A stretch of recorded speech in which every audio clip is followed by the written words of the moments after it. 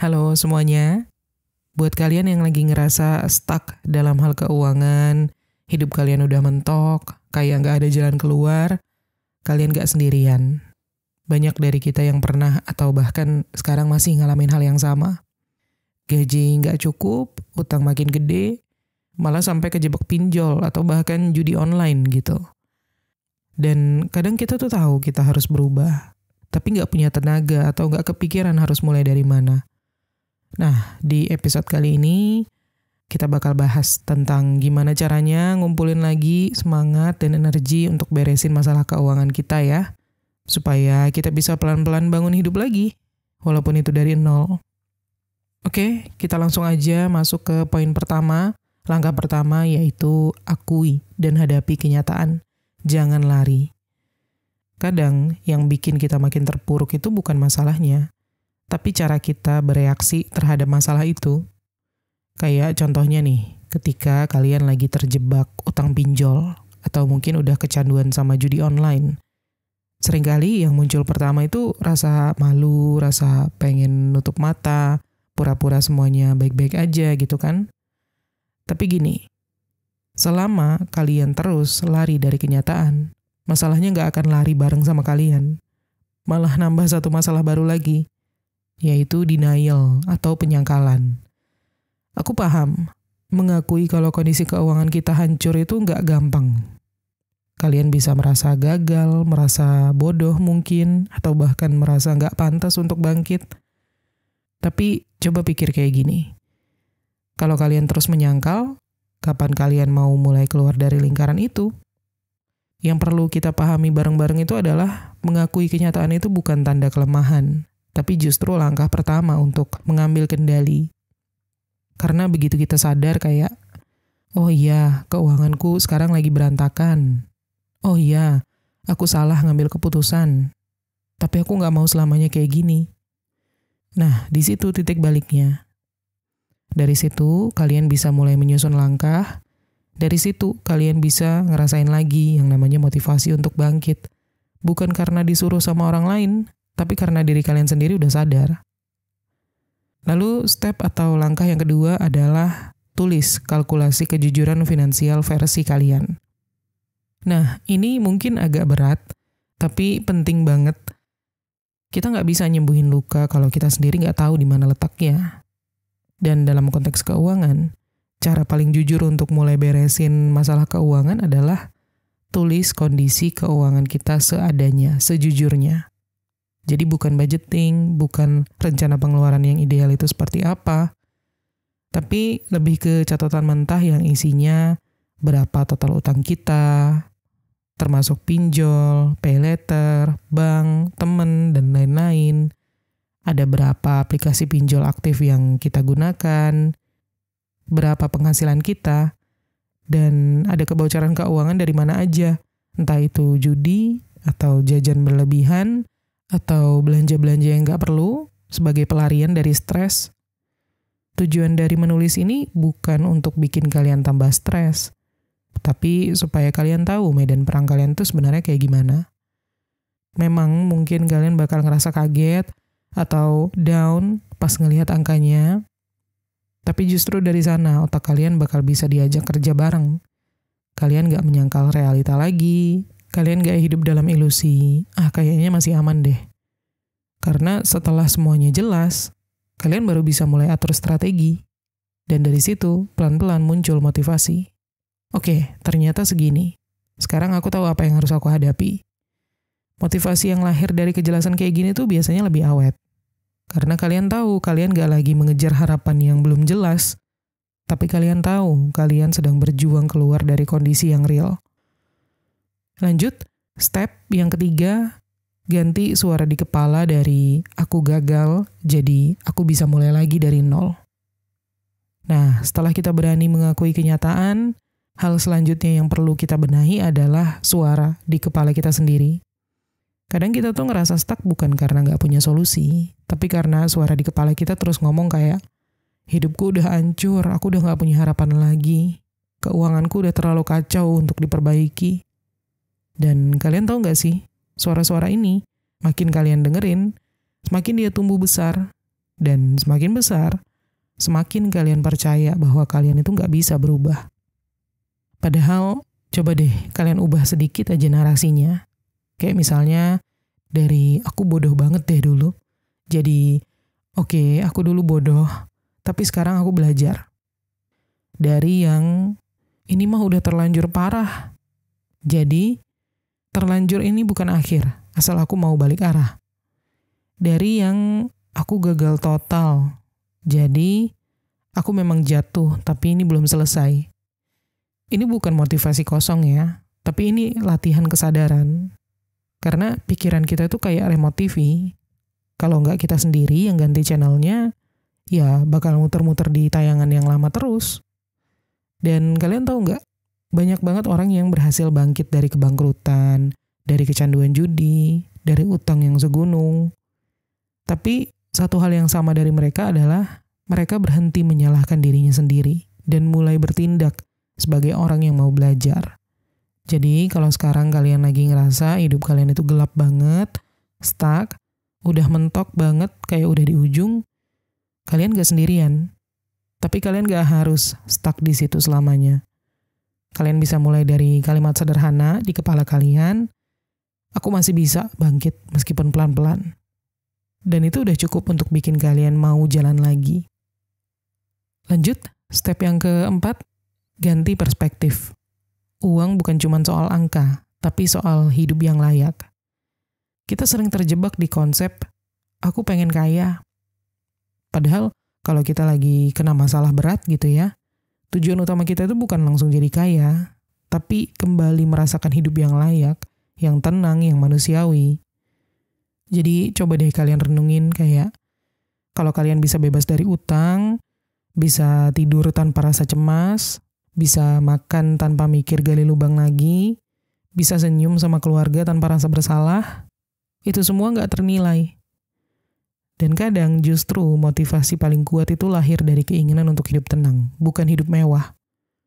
Uang memang angka, tapi di balik angka itu ada martabat, ada ketenangan pikiran, ada rasa percaya diri, dan masa depan yang nggak gelap. Jadi kalau sekarang kalian lagi capek berjuang, coba pikir kayak, aku pengen mengubah kondisi keuanganku bukan untuk kelihatan keren, tapi karena aku pantas untuk hidup lebih baik dari ini. Dan itu bisa jadi bahan bakar paling kuat buat kalian untuk ngejalanin proses perbaikan keuangan walaupun pelan-pelan.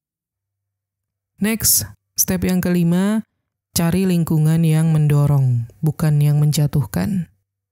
Kalian bisa niat banget buat berubah, tapi kalau kalian masih bergaul sama orang-orang yang ngeledekin kondisi kalian, ngajakin balik judi, atau bilang, udahlah hidup lu udah rusak, lama-lama niat dan semangat kalian bisa padam. Bukan karena kalian lemah, tapi karena kalian dikelilingi sama orang-orang yang gak pengen kalian berubah. Dan ini penting banget.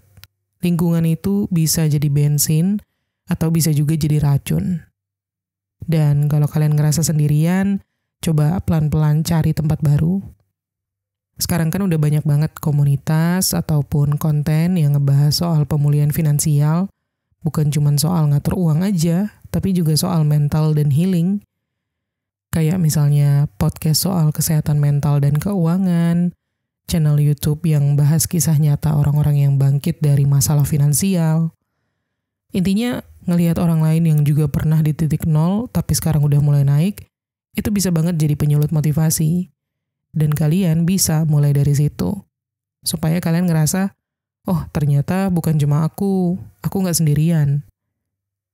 Lanjut, step yang keenam, kecilkan target, besarkan konsistensi.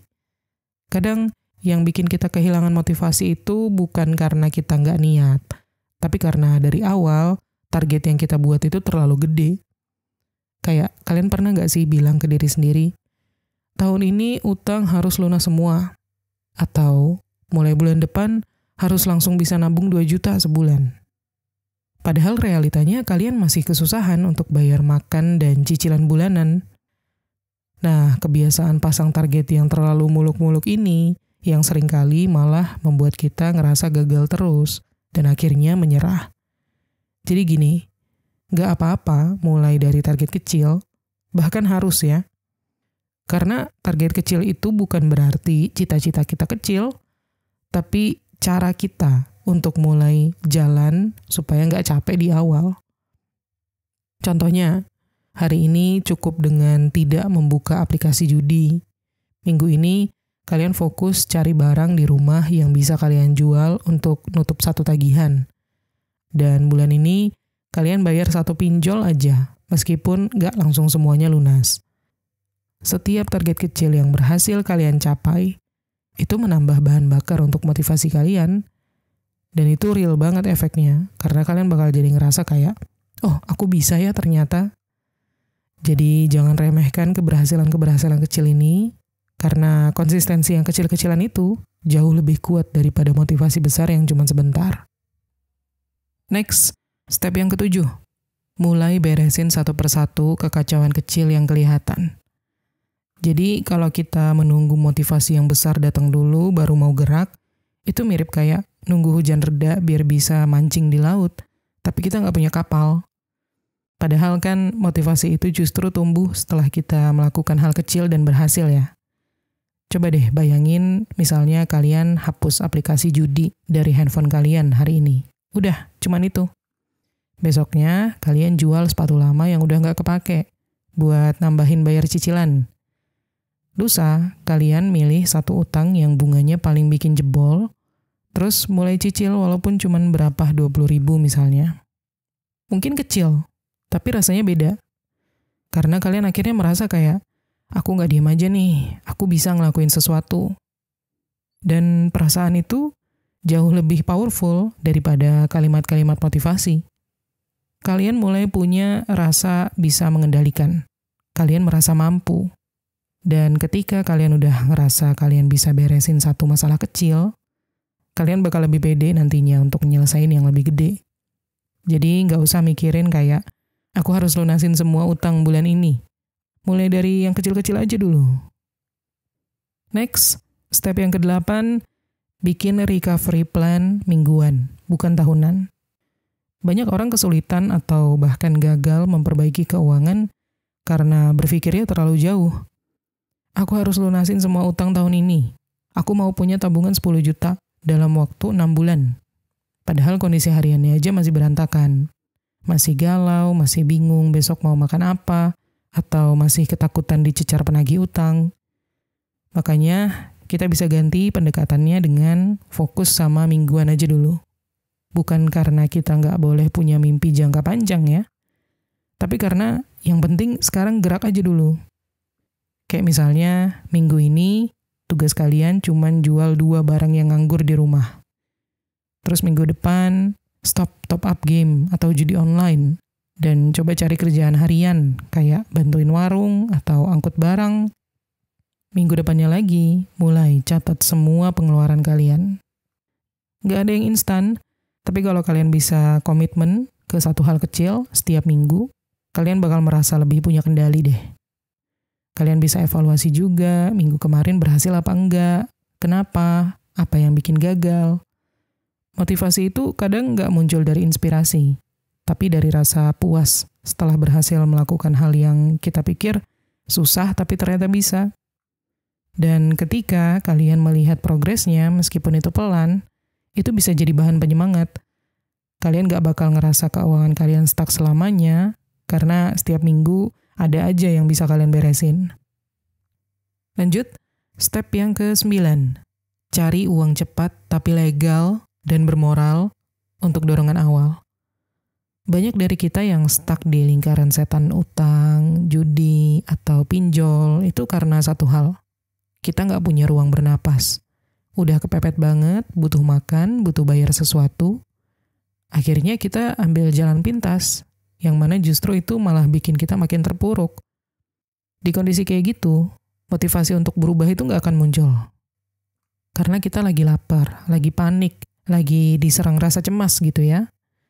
Makanya kita butuh cash dengan cepat. Tapi ingat, tetap harus yang legal dan gak merusak nilai kita. Contoh paling realistisnya misalnya kayak jual barang. Bahkan kalau itu barang kenangan.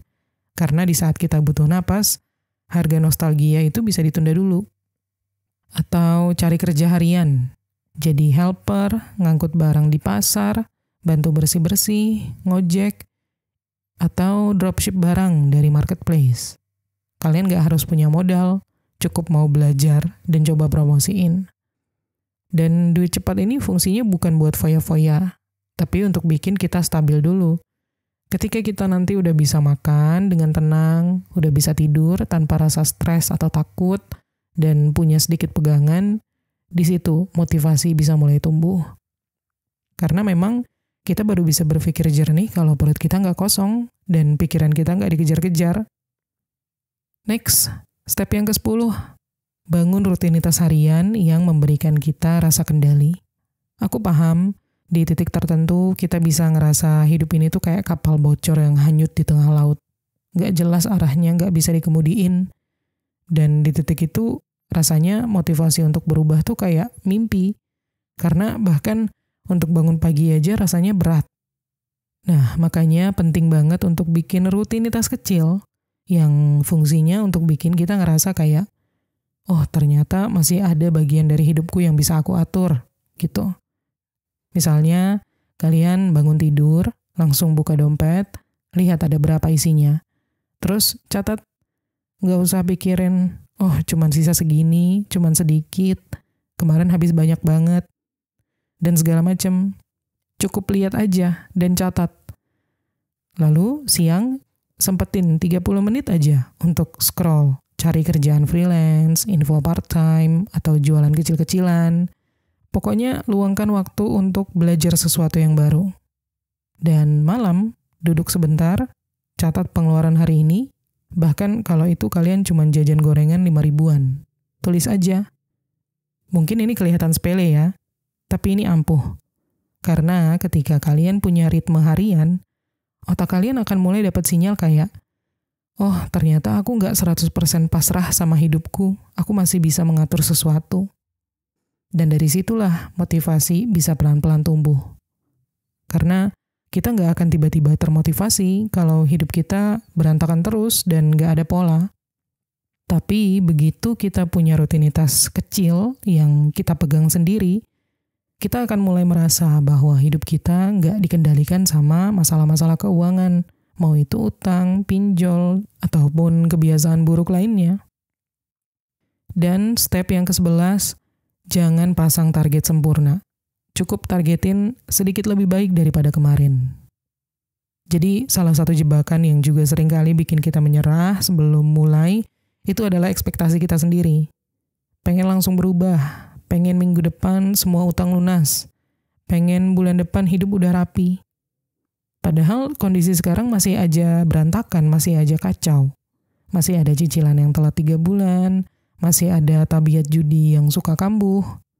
Dan kalau kita targetnya langsung sempurna, yang ada kita malah gak semangat dan ngerasa gagal terus. Makanya, coba ubah target kalian jadi bukan harus langsung rapi, tapi cukup sedikit lebih baik daripada kemarin. Contohnya, kalau kalian kemarin jajan kopi 3 kali sehari, hari ini cukup 2 kali atau sekali aja. Atau kalau biasanya pengeluaran kalian gak tercatat sama sekali, hari ini cukup catat 1 pengeluaran aja. Atau kalau biasanya kalian main judi online setiap malam, hari ini cukup tahan 1 malam aja. Progres kecil itu bukan receh, itu pondasi. Karena ketika kalian terus-terusan mencari kesempurnaan, ketika kalian gagal, kalian bakal gampang banget nyalahin diri sendiri, dan akhirnya jadi gak semangat lagi untuk berubah. Makanya ketika kalian mulai dengan mengejar versi diri kalian yang sedikit lebih baik daripada kemarin, bukan yang sempurna, kalian bakal lebih tahan banting.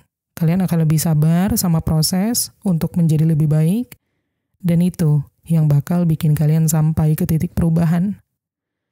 Jadi kesimpulannya, gak harus langsung benar, gak harus langsung berubah drastis. Cukup jangan makin berantakan dari kemarin aja. Pelan-pelan tapi konsisten, itu jauh lebih baik daripada niat besar tapi cuman lewat. Apapun masalah keuangan kalian sekarang, semangat ya teman-teman semua. Jangan menyerah untuk menyelamatkan diri kalian sendiri. Oke, segitu dulu untuk episode kali ini. Semoga bermanfaat dan terima kasih udah nonton. Kita ketemu lagi di Menuju Kekayaan episode berikutnya.